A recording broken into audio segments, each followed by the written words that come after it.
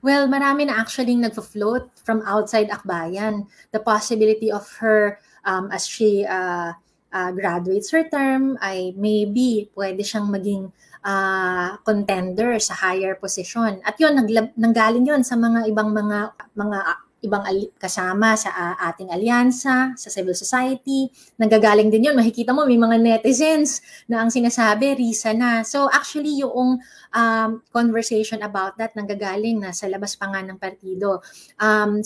Pero ang klaro sa amin sa ngayon, sa Akbayan, ay we focus on making sure that Risa shows the kind of politics that we want in government, so that when in time nagagraduate na siya sa Senado, anuman yung maging desisyon ng partido at gayon din ni Senator Risa Ontiveros ay klaro sa ating mga mamamayan, the kind of offering that we can provide, the kind of policies that we can champion and win, and the kind of battles that we can face, katulad nung ginagawa ni Senator Risa ngayon sa Senado.